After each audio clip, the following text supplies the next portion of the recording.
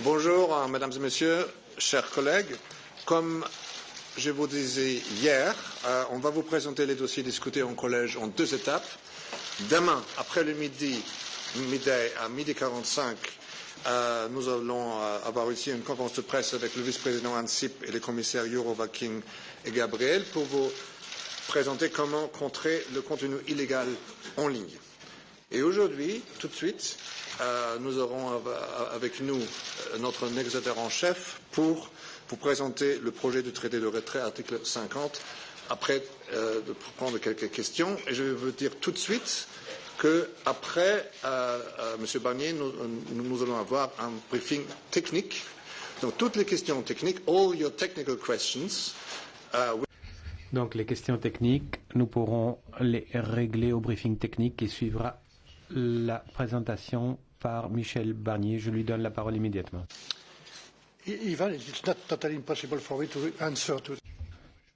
Oui, d'ailleurs, ça me serait de vous retrouver à un moment important. Le collège des commissaires vient d'approuver cette proposition de texte sur le Withdrawal Agreement que je vais maintenant vous présenter.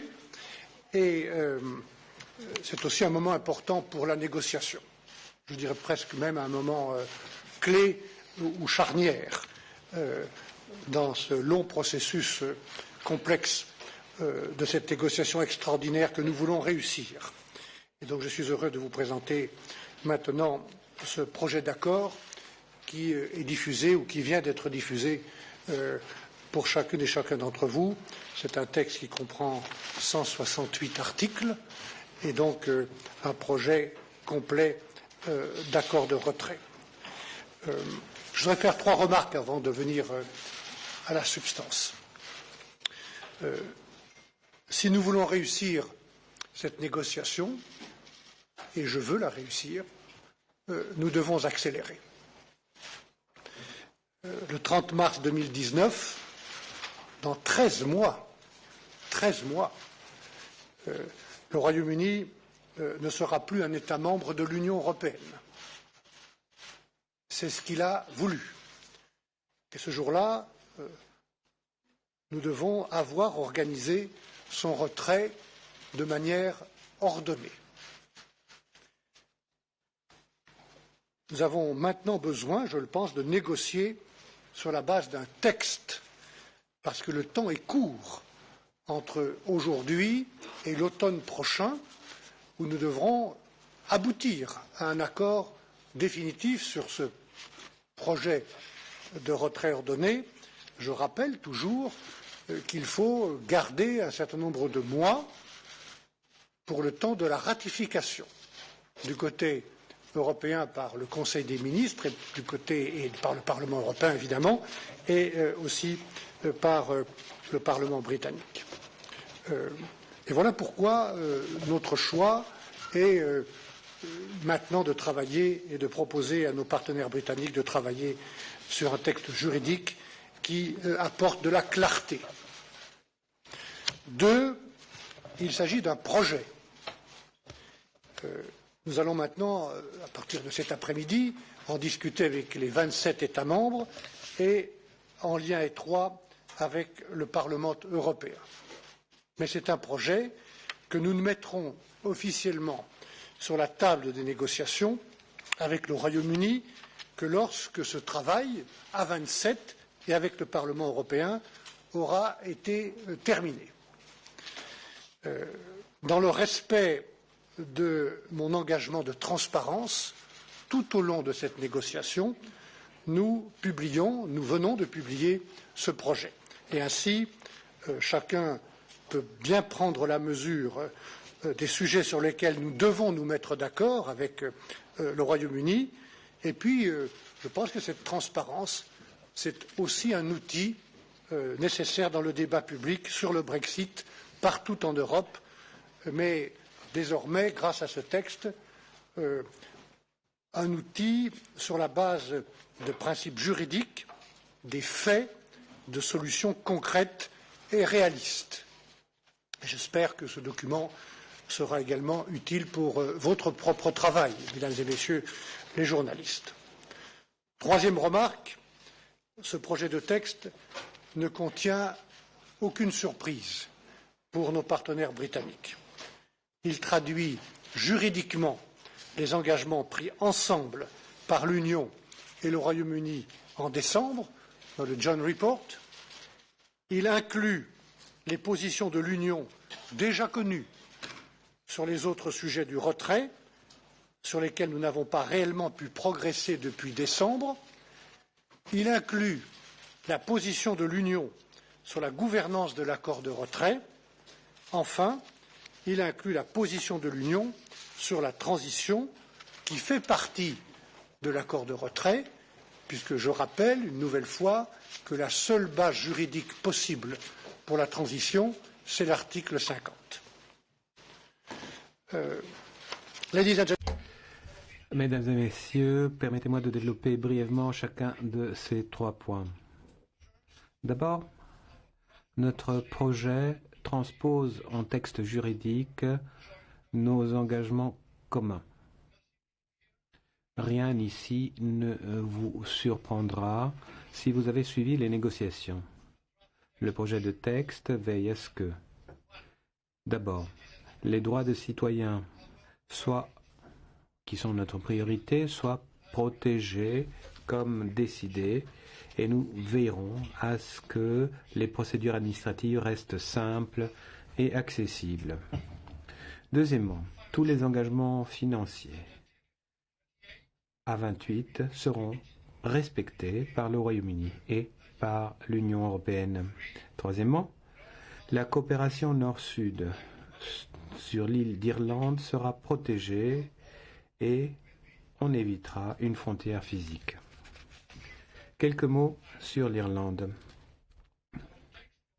Notre texte reprend les engagements juridiques qui sont nécessaires à la protection des droits des personnes ainsi que la protection de la zone commune de voyage. Ce sont des points qui ont déjà été concertés entre l'UE et le Royaume-Uni.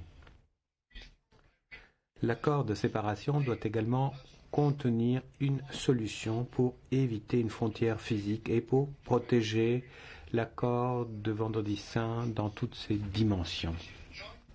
C'est un engagement partagé par le Royaume-Uni et l'Union européenne.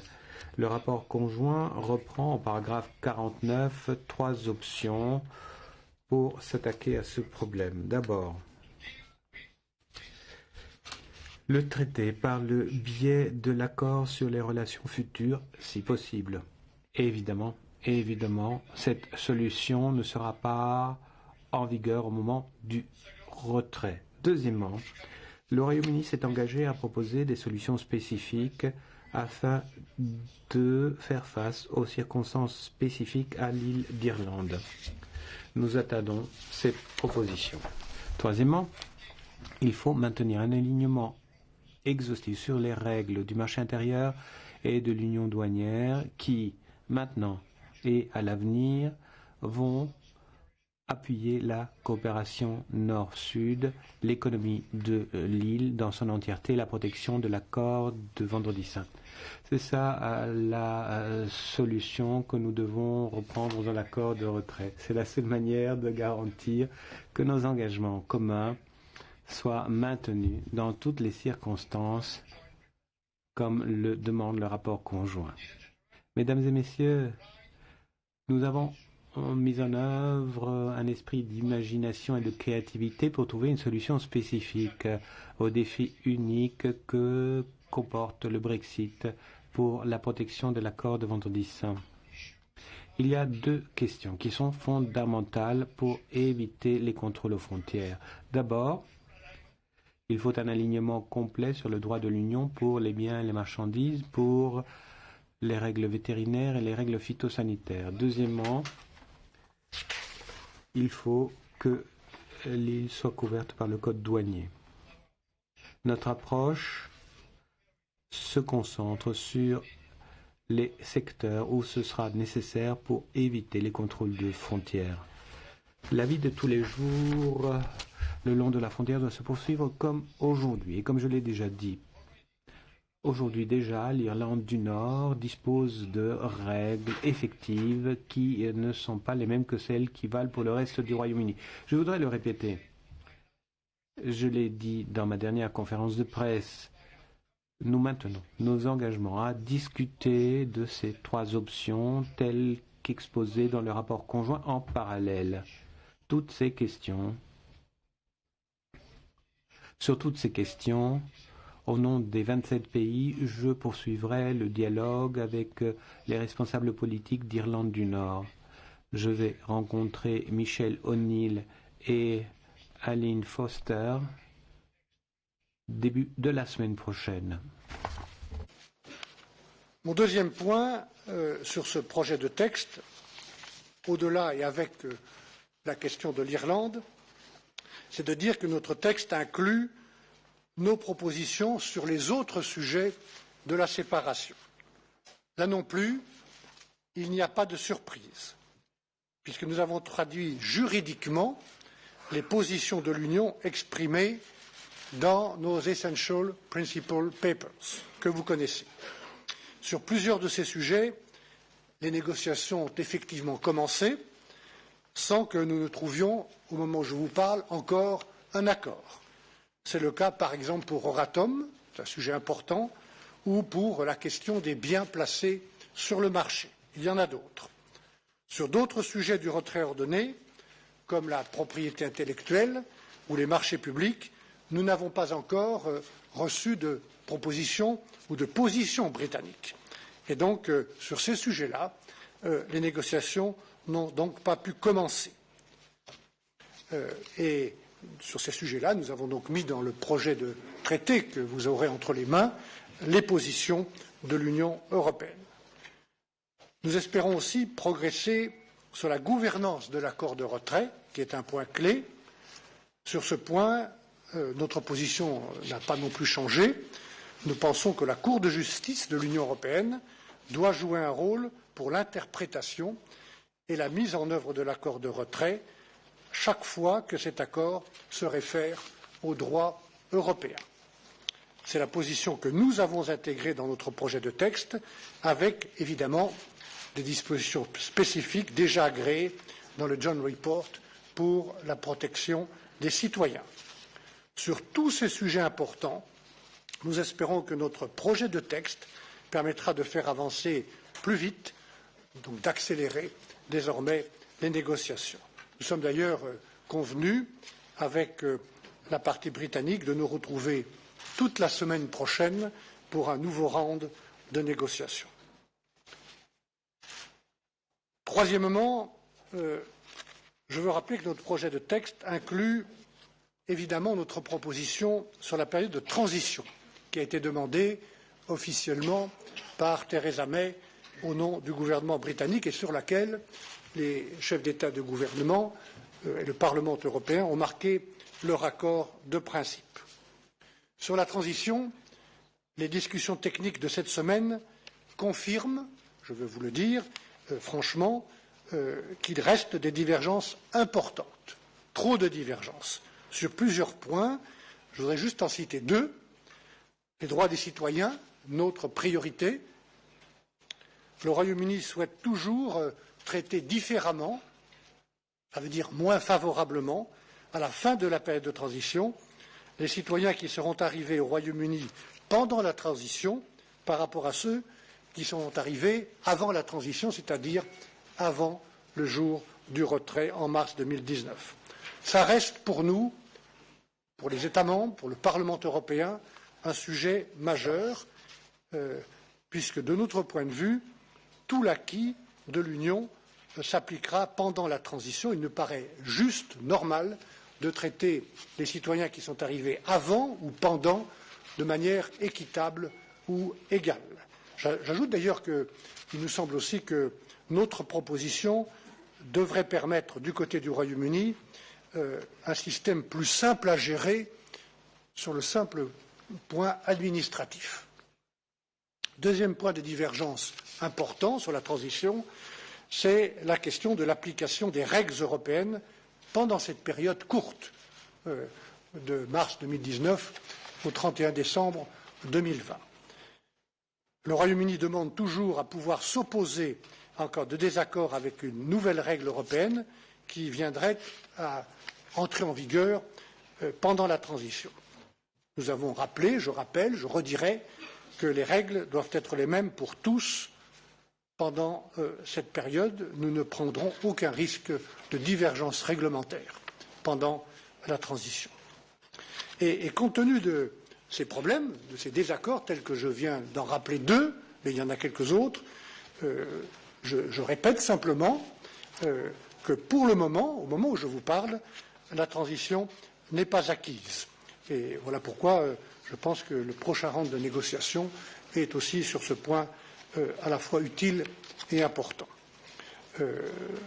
Mesdames et messieurs, nous allons maintenant discuter en détail, cet après-midi même au Coreper, de ce projet avec les États membres. J'ai eu l'occasion d'en parler hier avec les ministres à l'occasion du Conseil Affaires générales et aussi dans la soirée avec les membres du Brexit Steering Group du Parlement européen. Ces discussions, évidemment, auront lieu avec toutes les institutions avant que nous ne transmettions officiellement ce document comme un projet pour la négociation avec le Royaume-Uni. Et j'espère ainsi que, grâce à ce document, grâce aux négociations que nous allons avoir, nous pourrons continuer d'avancer, comme je le souhaite, vers un retrait ordonné du Royaume-Uni de l'Union européenne. Je vous remercie pour votre attention. Je suis à votre disposition.